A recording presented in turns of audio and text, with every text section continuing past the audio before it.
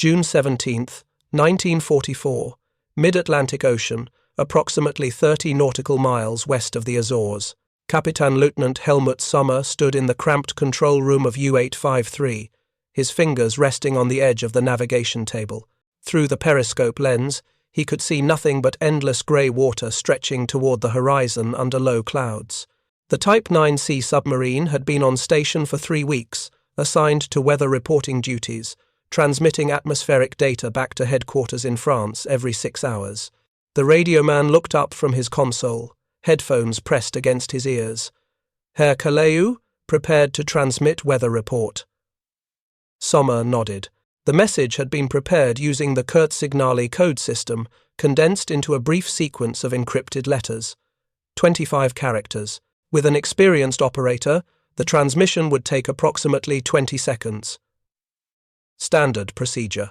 Quick enough to avoid detection by the old British direction-finding equipment, which required nearly a minute to obtain a bearing on a radio signal.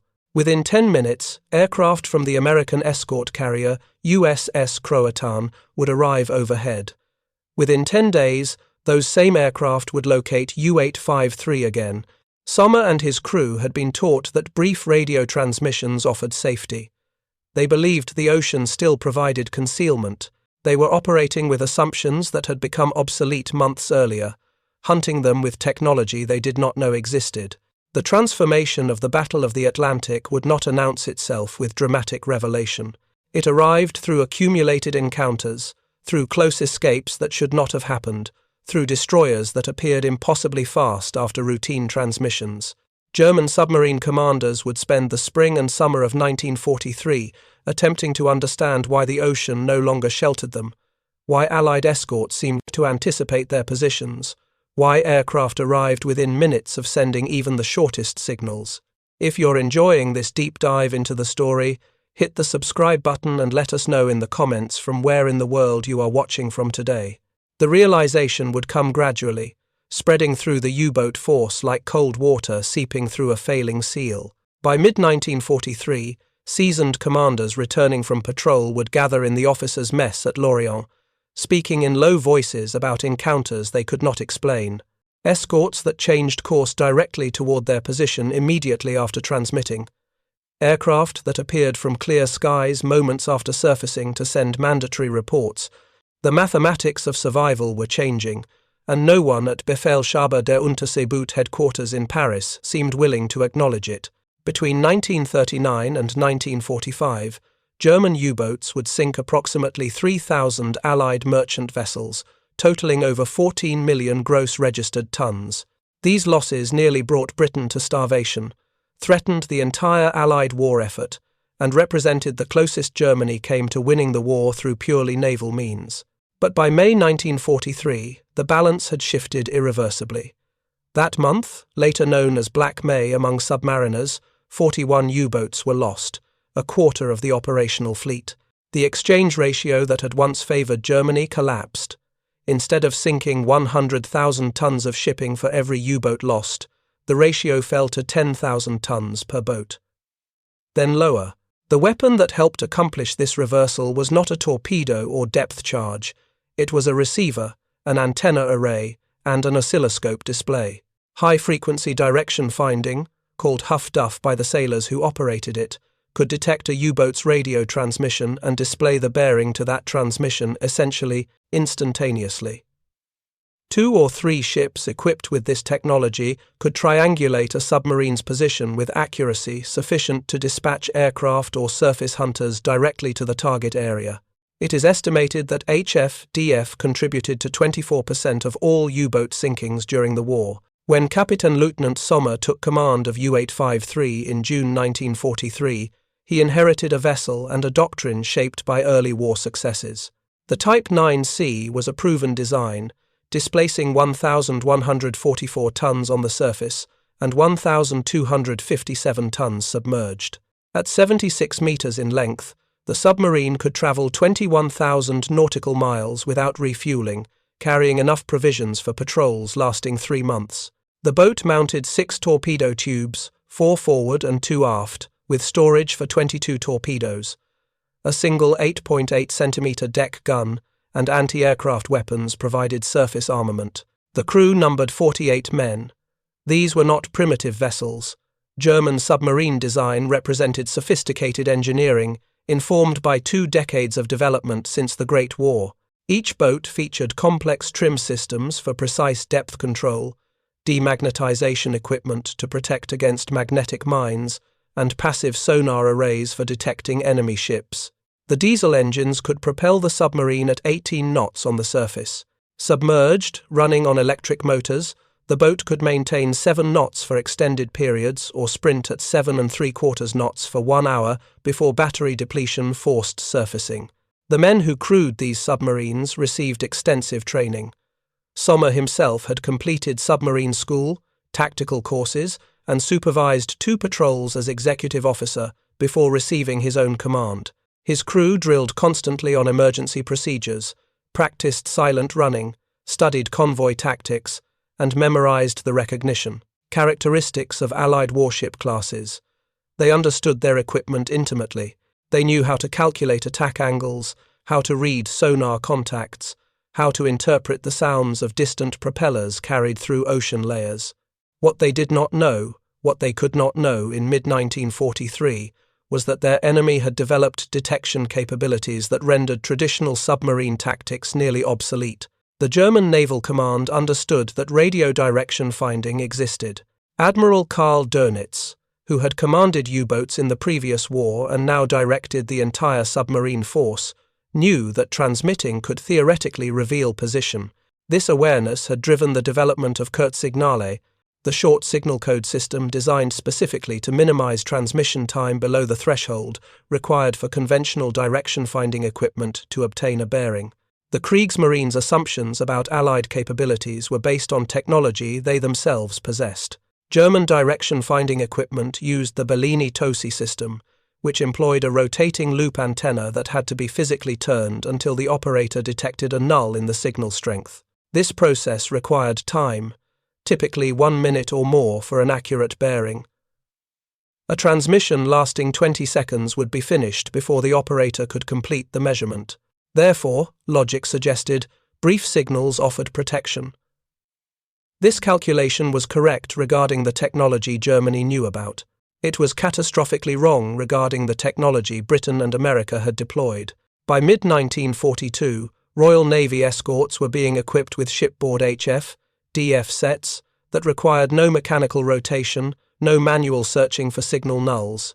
The British system used an array of fixed antennas connected to a cathode ray oscilloscope display.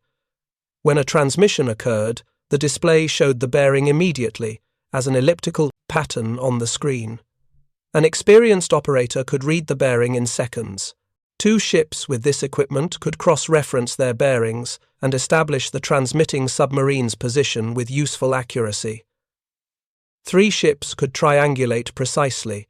The technology had evolved from research conducted in the 1920s by Robert Watson Watt, who had been attempting to develop a system for tracking lightning strikes to provide storm warnings to pilots. His apparatus used the Adcock antenna design, 4 vertical elements arranged in a square pattern, which received signals with minimal distortion from ground reflection. Connected to an oscilloscope, this system could display the direction to any electrical discharge instantaneously. Watson Watt's work remained relatively obscure until the late 1930s, when British naval intelligence recognized its potential application against enemy submarines. The first HF, DF installations appeared on Royal Navy vessels in 1941. Production increased throughout 1942. By June of that year, the United States Navy had begun a program to equip half of all new destroyer escorts with HF-DF systems. These installations proliferated rapidly. The shore-based network of direction-finding stations around Britain, Iceland, and North America provided strategic intelligence on U-boat movements across the Atlantic. The shipboard systems provided tactical intelligence, allowing convoy escorts to respond immediately to any submarine that transmitted within detection range. Grand Admiral Karl Dönitz directed the U-boat war from headquarters outside Paris with meticulous attention to operational detail. His command style emphasized central control, with U-boat commanders required to report their positions, fuel status, torpedo expenditure, and convoy sightings regularly. When a submarine located an Allied convoy, standard procedure required the boat to shadow the formation while transmitting contact reports that would allow Dönitz to concentrate other submarines in the area into a Wolfpack for coordinated night surface attacks. This tactical approach had proven devastatingly effective during the early war years. Between 1940 and 1942, coordinated Wolfpack operations sank hundreds of Allied merchant ships. The system worked because Dönitz could position his submarines across probable convoy routes, using radio communication to mass forces at the critical point. One submarine would locate the target, others would converge, and the pack would attack together, overwhelming the escorts through superior numbers. The doctrine required radio communication. Without regular position reports, Dönitz could not coordinate operations. Without contact reports, he could not concentrate forces. Without tactical signals, Wolfpack attacks could not be properly sequenced. The entire operational system depended on U-boats transmitting from sea. Dönitz understood this created vulnerability, but he believed the Kurzsignale system provided adequate protection. The messages were brief. They were encrypted using Enigma machines before transmission. The submarine commanders were instructed to transmit quickly and minimize radiation of signals that might be detected. What Dönitz and his staff did not fully comprehend until too late was that the Allied direction-finding network no longer needed long transmissions to obtain useful bearings. A 20-second Kurtz signal was more than adequate for HFDF operators to establish position. Multiple transmissions over several days created a pattern that convoy routing authorities could use to direct merchant ships away from U-boat concentrations.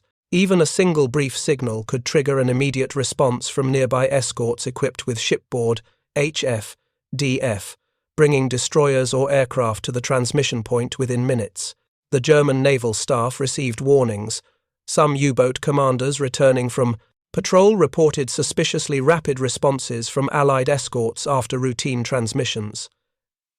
Intelligence analysts noted an uncomfortable correlation between radio signals and subsequent attacks, but accepting that the Allies possessed instantaneous direction-finding capability would require abandoning the entire operational doctrine that had achieved success during 1940 through 1942. It would require admitting that the enemy held a decisive technological advantage. It would require fundamentally restructuring U-boat tactics away from coordinated Wolfpack operations toward individual patrol. Dönitz resisted this conclusion. In August 1943, after losses had mounted catastrophically during the spring and summer, he issued a current order to his submarine commanders, attempting to explain the situation. The message acknowledged that the enemy had developed effective methods for locating U-boats through their radio transmissions, possibly using long-range reconnaissance aircraft in combination with direction-finding equipment. The order tightened radio discipline further, demanding that commanders transmit only when absolutely necessary, use off frequencies when possible, and maintain strict silence during rendezvous operations. But the order did not, could not, eliminate radio communication entirely. The operational system still required position reports, weather data, convoy sightings, and tactical coordination. U-boats still needed to receive orders from headquarters. The basic architecture of centralized command and Wolfpack tactics remained unchanged, which meant the vulnerability remained unchanged. The submarines would continue transmitting, and the Allies would continue tracking them with technology the Germans could neither match nor effectively counter. By late 1943, experienced U-boat commanders understood they were being hunted through methods they could not see. They knew that transmitting attracted danger. They recognized that Allied escorts responded with uncanny speed and accuracy after radio signals, but they received orders from Dönitz demanding continued operations, continued reporting, continued attempts to locate and attack convoys. The boats sailed, the radios transmitted, and the casualties accumulated at rates that exceeded shipyard production capacity. The faith in brief transmissions, in encrypted signals, in the protection offered by speed and stealth, had been rendered obsolete by a technology few German sailors fully understood. The ocean that had once sheltered submarines had become a surveilled medium, where every radio pulse potentially marked position for enemies equipped with instantaneous detection equipment. The transformation was complete, though many submarine crews would not fully comprehend what had changed until they heard the sound of aircraft engines overhead moments after their radio man finished sending a routine weather report. The encounter that would demonstrate HF-DF's capabilities to Sommer and his crew occurred on June 17, 1944, though they would not understand what had happened until much later. At approximately 1100 hours, U853 surfaced to periscope depth and raised her radio antenna. The radio man transmitted the scheduled weather report, a curt signal of 25 encrypted characters taking 19 seconds to send. The message contained atmospheric pressure readings, wind direction and speed, sea state, and cloud cover observations required by German meteorological services attempting to predict conditions over the Atlantic. 30 nautical miles away, aboard the escort carrier USS Croatan, a high-frequency direction-finding operator watched his oscilloscope display. The moment U853's transmission began, an elliptical pattern appeared on his screen. He aligned a cursor with the peaks of the display, noted the bearing, and called it out to the watch officer. 285 degrees. The bearing was immediately plotted on the chart table. Within 90 seconds, 3 aircraft had been launched. The TBF Avenger torpedo bombers carried depth charges, acoustic homing torpedoes, and enough fuel for a 4-hour patrol. Sommer ordered the submarine to dive immediately after the transmission finished, standard procedure. U853 descended to 70 meters and proceeded at 4 knots, changing course to complicate any pursuit. The crew secured from radio watch and returned to routine patrol operations. They had transmitted for less than 20 seconds. By their understanding of Allied capabilities, this should have provided safety. 10 minutes later, the sonar operator reported distant propeller sounds, aircraft, multiple engines. Sommer ordered silent running, all non-essential equipment shut down, movement minimized. The submarine settled to 90 meters. Through the hull, the crew could hear the aircraft circling overhead, the sound of their engines transmitted through the water. The planes remained on station for 3 hours, dropping sonobuoys in a search pattern, waiting for the submarine to surface or make noise that would betray position. Eventually, as fuel ran low, the aircraft departed. U853 remained submerged for 6 more hours, finally surfacing after dark to recharge batteries and refresh air. Sommer filed a report of the incident upon return to base, noting the unusually rapid aircraft response following routine transmission. His report joined dozens of similar accounts from other commanders. The pattern was becoming undeniable. Something had changed in Allied detection capabilities. The technical specifications of the equipment hunting U853 represented a generation beyond what German intelligence assessed the Allies possessed. The shipboard HF-DF installation aboard Croatan and her escorts used the DAQ system developed by French engineer Henri Busigny and refined by American naval laboratories. The receiver could detect radio transmissions across the high-frequency band from 3 to 30 MHz. The Adcock antenna array, mounted on a rotating platform for calibration purposes but requiring no rotation during operation, fed signals to a cathode ray oscilloscope display, with a circular screen approximately 12 centimeters in diameter. When a transmission occurred anywhere within several hundred kilometers, assuming line-of-sight radio propagation, the display showed an elliptical pattern oriented along the bearing to the signal source. An experienced operator, trained in a 3-week course that covered radio theory, antenna characteristics, signal propagation, and practical exercises, could read the bearing within 5 seconds of signal detection. The accuracy ranged from 2 to 5 degrees depending on signal strength and atmospheric conditions. Multiple ships obtaining cross bearings could establish position within a circle approximately 15 to 30 kilometers in diameter, sufficient to guide aircraft or surface hunters to the target area. By June 1944, approximately 200 Allied warships carried HF-DF equipment. The shore-based network consisted of more than 50 stations around the Atlantic perimeter, from Iceland through Britain to Gibraltar and across to Canada, the United States, and the Caribbean. These installations formed an integrated detection grid managed from the Admiralty's Operational Intelligence Center in London and the US Navy's F-21 section in Washington. Every U-boat transmission was logged, plotted, and analyzed. Patterns of movement could be tracked. Concentrations of submarines could be identified. Convoys could be routed away from danger areas. The disparity between German assumptions and Allied capabilities had become absolute by mid-1943. U-boat commanders believed 20-second transmissions offered protection. In reality, those transmissions were completely transparent to HF-DF networks.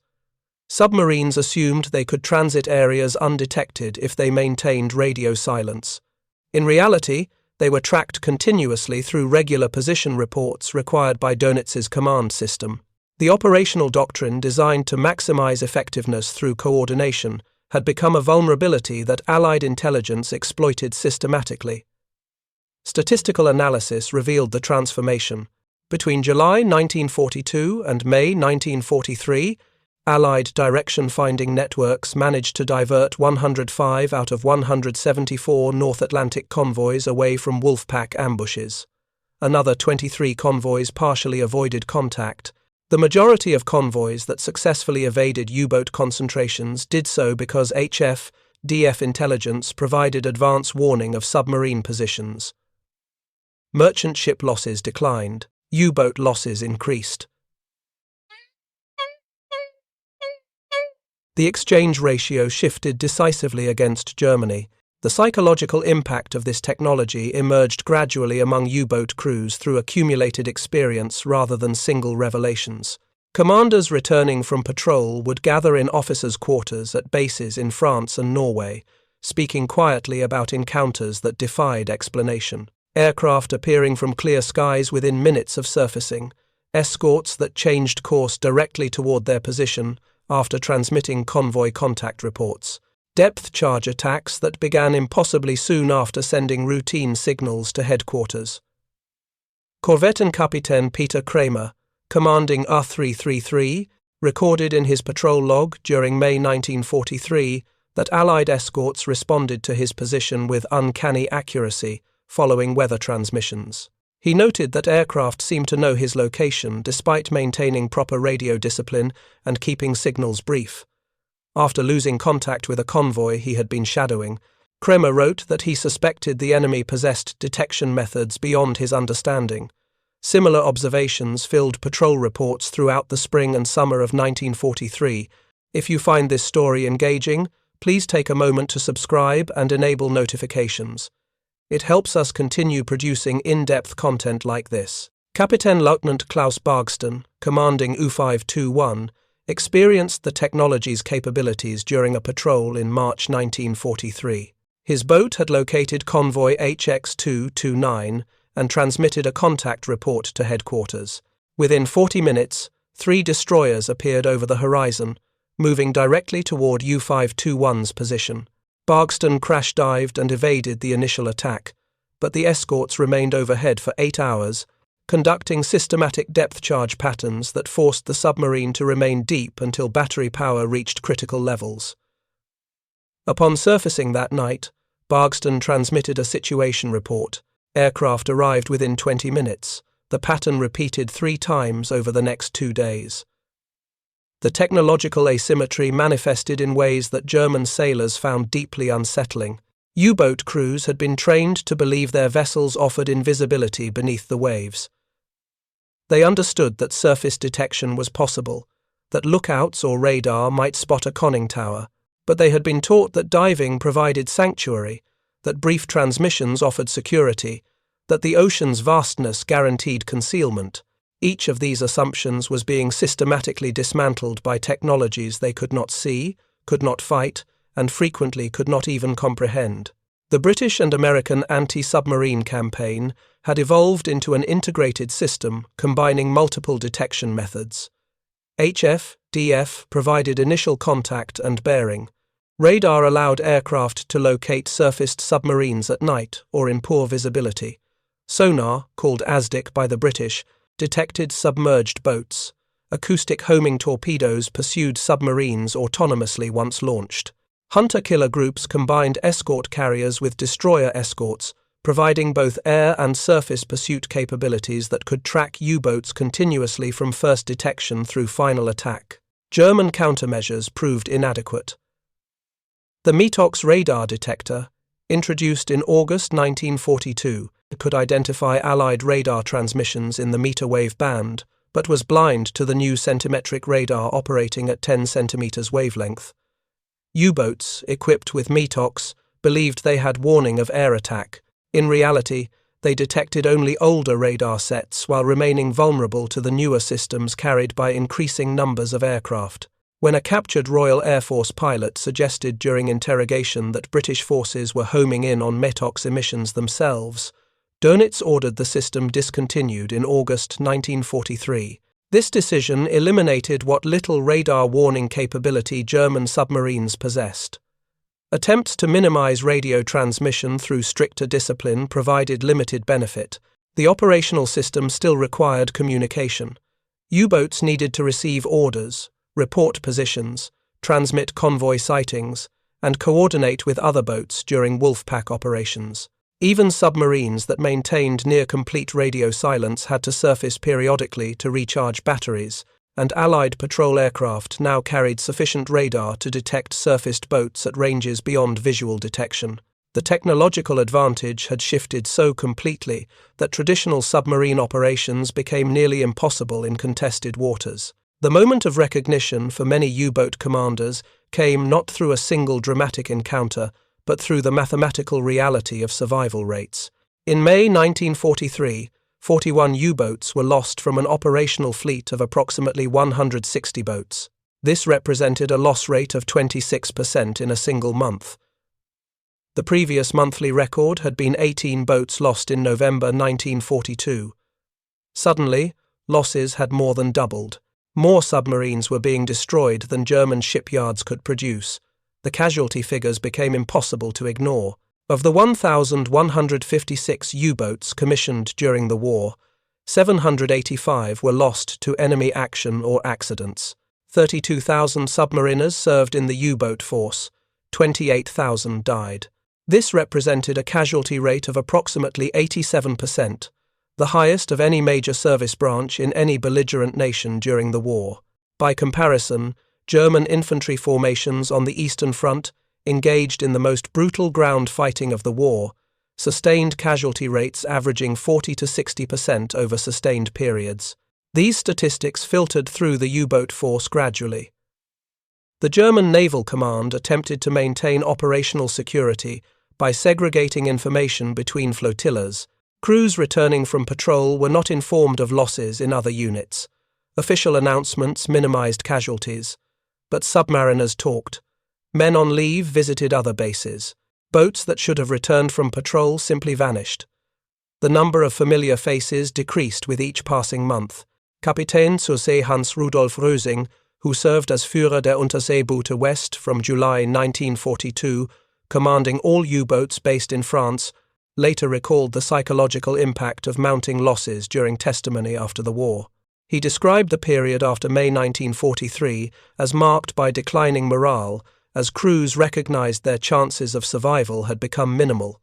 Young submariners reported for duty, knowing the statistical likelihood suggested they would not return from patrol. Experienced commanders requested transfer to training commands or administrative positions. The submarine service, which had been an elite assignment earlier in the war, became a death sentence. The technological explanation for these losses remained partially obscured to German sailors throughout the war. Dönitz and his staff suspected that Allied direction-finding capabilities had improved significantly. Intelligence reports indicated that shipboard detection equipment had been widely deployed. Some commanders speculated about new types of radar. Others believed that Enigma encryption had been compromised, though this possibility was officially denied.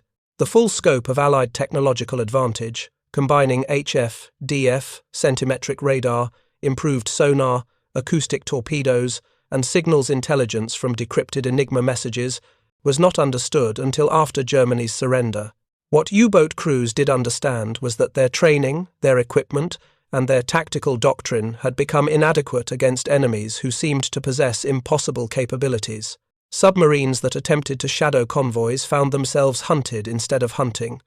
Boats that transmitted routine reports attracted aircraft and surface ships with alarming speed.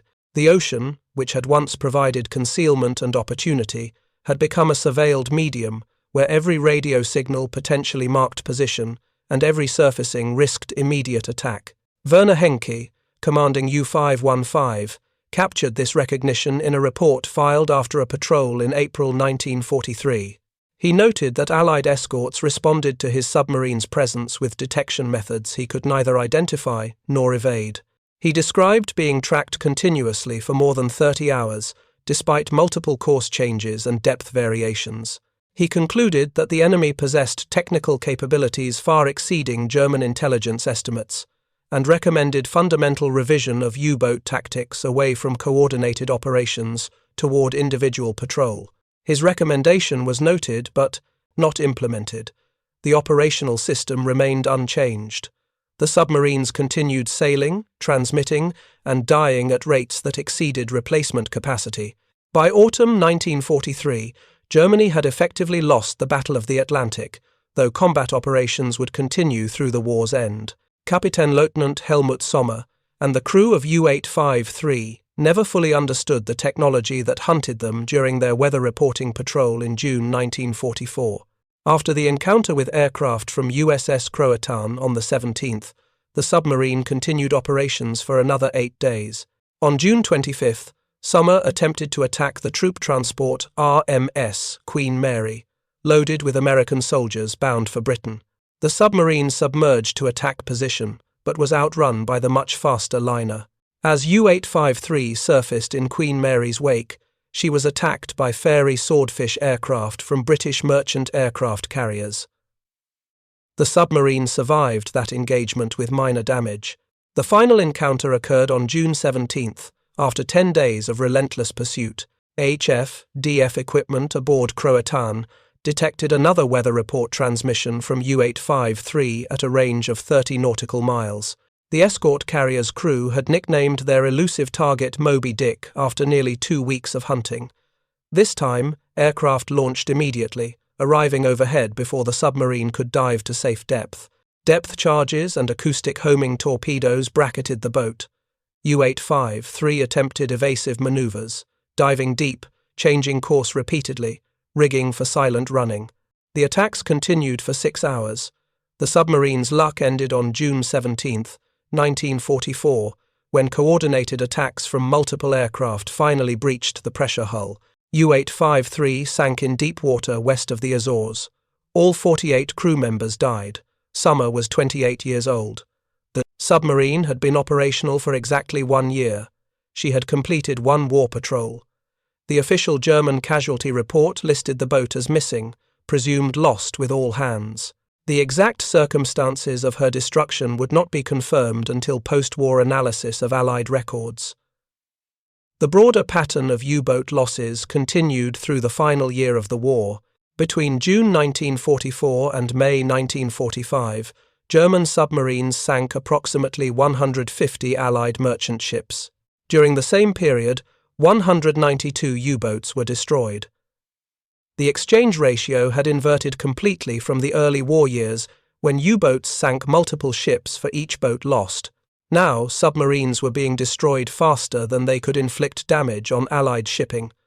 Dönitz attempted to salvage the submarine campaign through technological innovation. The Type 21 U-boat, introduced in late 1944, represented a revolutionary design. These boats were true submarines rather than submersibles, designed to operate primarily underwater. They featured streamlined hulls, enormous battery capacity, allowing sustained high-speed submerged running, and schnorkel systems permitting battery recharging without fully surfacing. Most importantly, they were designed to minimize radio transmissions through increased operational autonomy. The Type 21 arrived too late.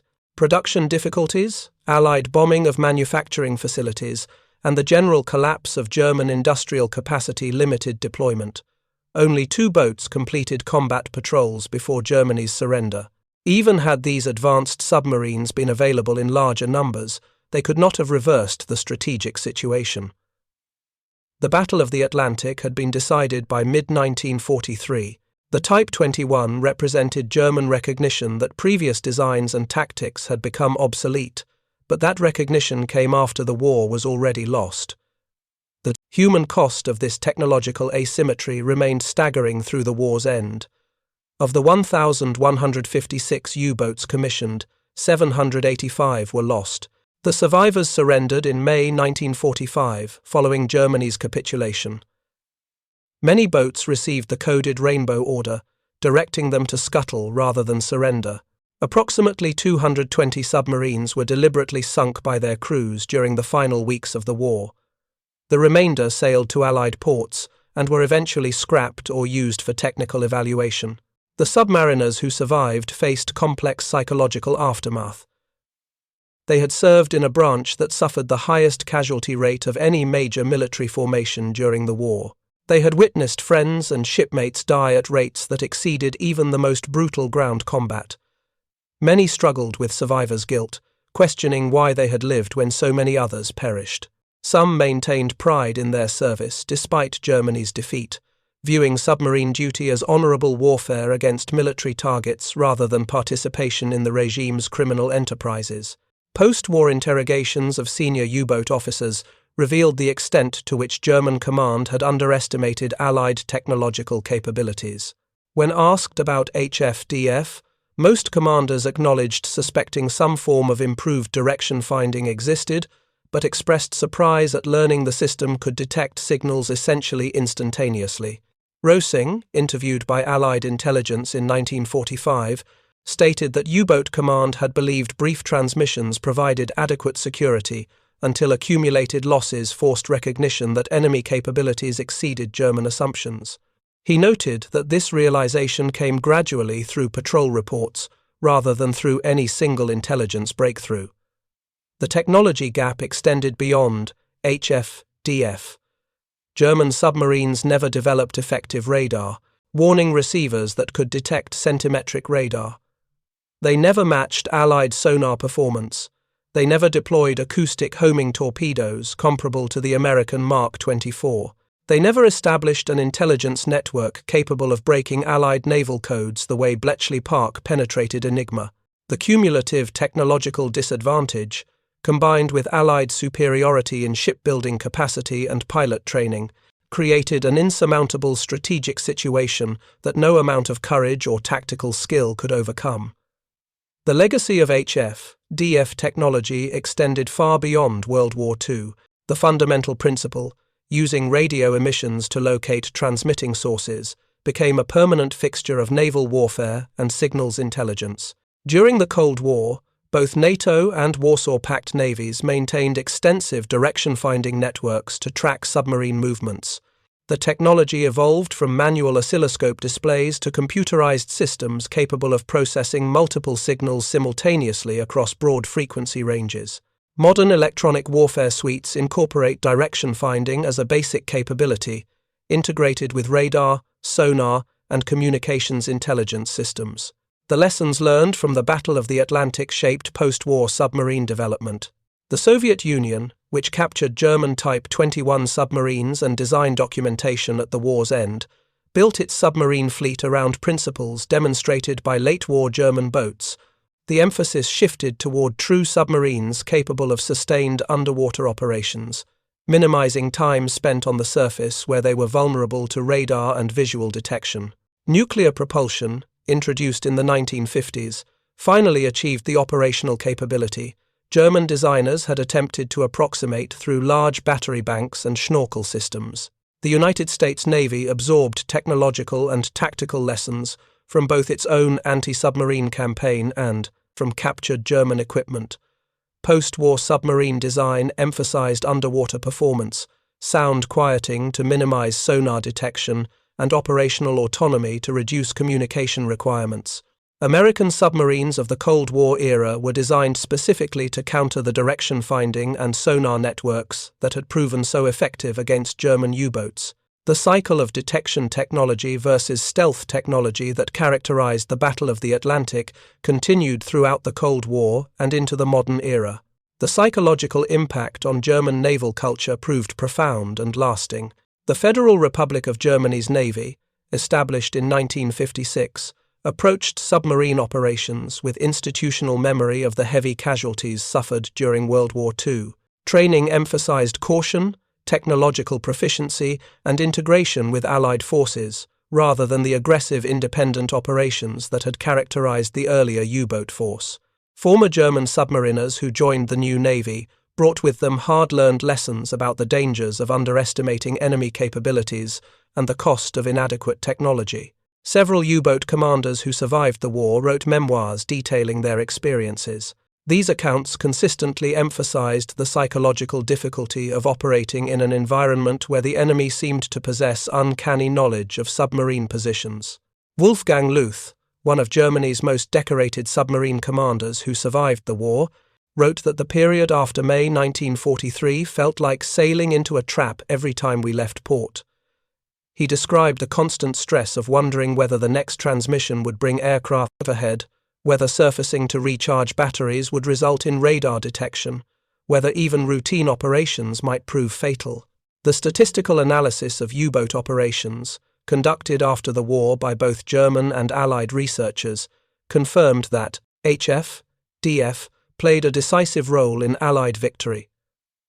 The correlation between radio transmissions and subsequent attacks was overwhelming. Submarines that maintained strict radio silence survived significantly longer than boats that transmitted regularly, but maintaining complete radio silence while conducting offensive operations against convoys proved impossible given German tactical doctrine. The operational system Dönitz had developed, which depended on centralized control and coordination through radio communication, contained the seeds of its own failure once the Allies deployed instantaneous direction-finding technology. The broader strategic implications extended beyond submarine warfare. The Battle of the Atlantic demonstrated that technological superiority, combined with superior industrial production, could overcome initial operational advantages. Germany entered the war with experienced submarine crews, proven tactics, and reasonable equipment. Within 4 years, Allied technological development and industrial mobilization had rendered German submarines obsolete and extremely vulnerable. This pattern repeated across multiple domains. German tank designs that dominated in 1940 were obsolete by 1943. Luftwaffe aircraft that achieved air superiority over Poland and France were outclassed by 1944. The Kriegsmarine surface fleet became irrelevant once Allied naval production reached full capacity. The U-boat campaign represented Germany's most dangerous threat to Allied victory. If submarine warfare had succeeded in cutting the Atlantic supply lines, Britain might have been starved into surrender, and the Allied invasion of Europe rendered impossible. The margin by which this threat was defeated remained narrow through early 1943. Technologies like HF, DF, combined with increased escort production, improved air coverage, and signals intelligence from Enigma decrypts, tipped the balance decisively. The compound effect of multiple Allied advantages overwhelmed German capabilities, despite individual acts of courage and tactical skill by U-boat crews. The story of German U-boats and HFDF represents a pattern repeated throughout military history. Technological advantage, once established, proves extremely difficult to overcome through operational skill alone. The German submariners who sailed against Atlantic convoys in 1943 and 1944 were not less capable than their predecessors, who achieved success during earlier years. Their training was thorough, their equipment functional, their courage unquestioned. What changed was the technological environment in which they operated. The gap between German assumptions and Allied capabilities created a psychological dissonance that many U-boat commanders struggled to reconcile. They had been taught that brief transmissions offered security.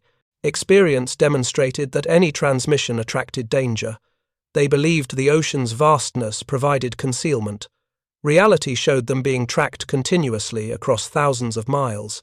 They trusted that diving provided sanctuary. Allied sonar and acoustic torpedoes proved otherwise. Each assumption, carefully taught during training and reinforced by early war success, collapsed under the weight of technological change.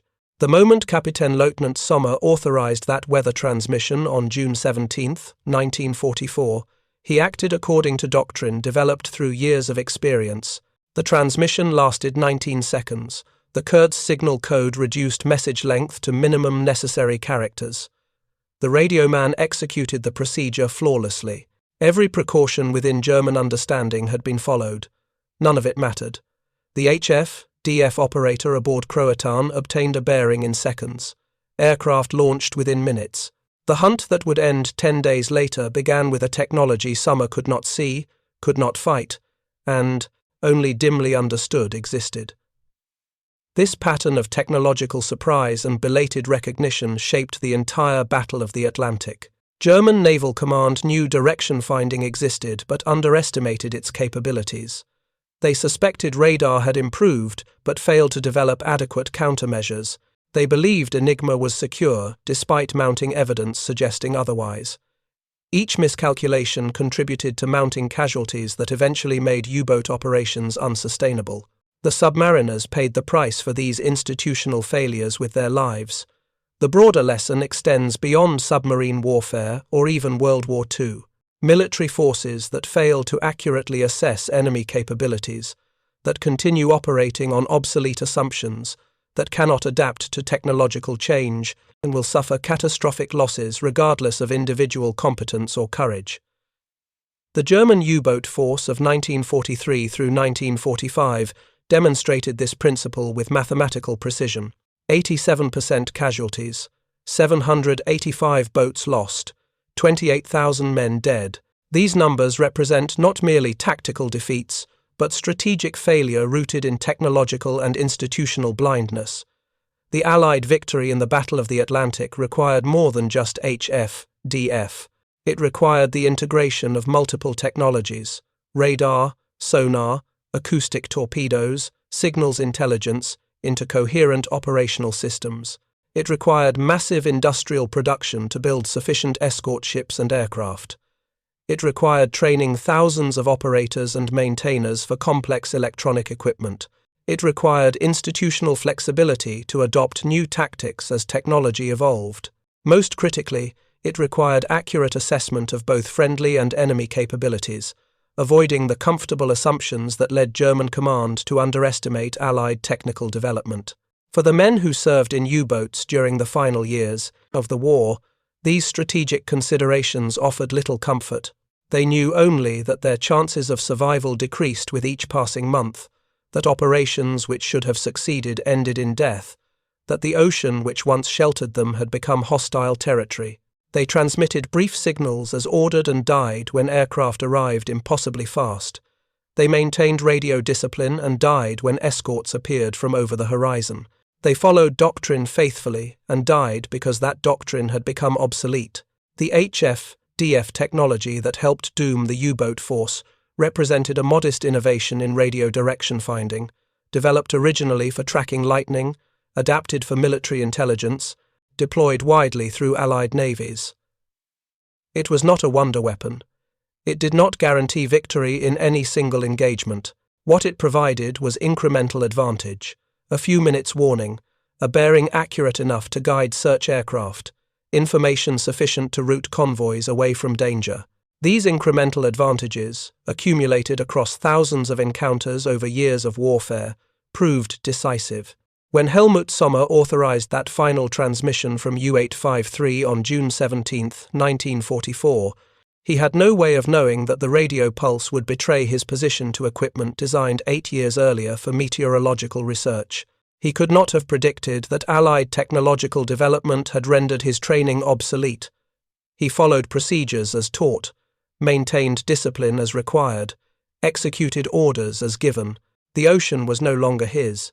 It belonged to those who had built the technology to hear every signal, track every transmission, and hunt with scientific precision refined through hard-won experience and relentless innovation.